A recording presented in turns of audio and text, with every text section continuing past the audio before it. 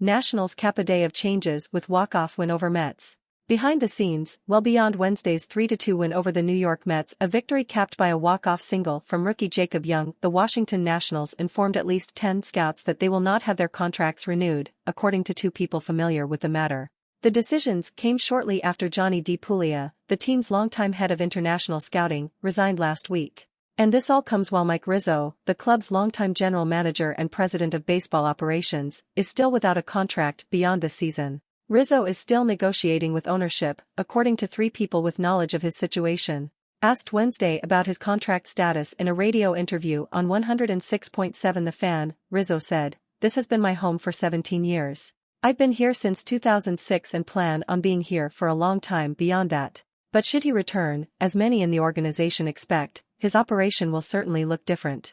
DePuglia, hired in the fall of 2009, was one of Rizzo's closest confidants in the organization. Among the 10 scouts let go, 6, John Mirabelli, Mike Pagliuaro, John Weil, Willie Fraser, Matt Rubel and Jeff Harris, were special assistants to Rizzo. Their departures were first reported by The Athletic. The 4 other scouts were members of the international department: Mike Cadejia, Director of International Operations, Alex Rodriguez, Latin American cross-checker, Jose Pepe Ortega, scout in the Dominican Republic, and David Lear, scout in Aruba. More turnover could be on the way, according to multiple people familiar with the club's plans, potentially affecting the amateur scouting department and player development staff. With DePuglia and Cadejia gone, 2 of DePuglia's top lieutenants, Fausto Severino and Modesto Aloa, maintain influence on the international side. This season, the Nationals' Dominican Summer League team finished with an 11-39 record, worst in the league, and a -140 run differential, second worst. Since Nationals ownership began exploring selling the franchise in April 2022,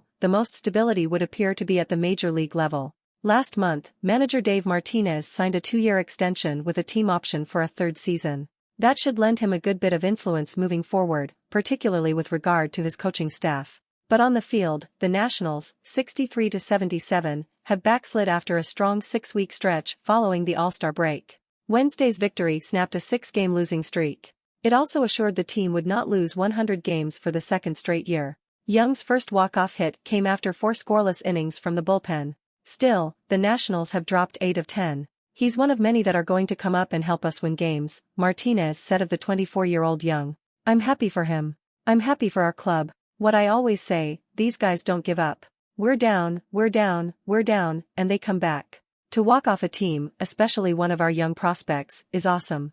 Joan Adon, Washington's 25-year-old starter, yielded 2 runs on 6 hits in 5 innings. The first of those runs, though, scored just 2 batters into the game, continuing a troubling trend. In their past 6 contests, the Nationals have trailed by at least a run before even getting a chance to bat. And once they have stepped into the batter's box, their offense had failed to close the gaps. Lane Thomas, the team's best hitter, sat again against the Mets, 64-75, because of back tightness.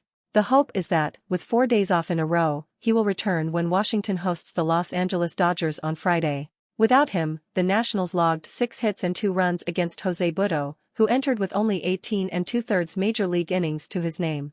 Dominic Smith, facing his former team, collected 3 of those hits. Butto, a 25-year-old righty, worked 6 1/3 innings, exiting with runners on the corners and 1 out in the 7th. Trevor Gott, facing his former club, entered for the Mets. Ildemaro Vargas, pinch hitting for Alex Call, greeted him with an RBI single that cut a 2-run deficit in half. 2 batters later, C.J. Abrams knotted the score with an RBI single through the middle. He quickly followed with his 40th steal. In the 8th, Riley Adams pinch hit for Travis Blankenhorn and exited mid-at-bat with what appeared to be a left-hand injury. Adams will undergo an MRI exam Thursday to assess the extent of the injury. As for the deciding rally, it stirred when Phil Bickford walked Carter Kieboom and plunked Jake Alou with no outs. Vargas, the next batter, dropped down a sacrifice bunt to move both runners into scoring position. But only one needed to score, which Young handled by chopping a single through a drawn-in infield. And so a grim day for the organization ended with a comeback win. "Right when I hit, I saw where I hit and it was a good spot," said Young, who wound up celebrating with a bubble gum bucket on his head. "It felt great to look in the dugout and everyone was already coming out. It's a great feeling, all your boys running out."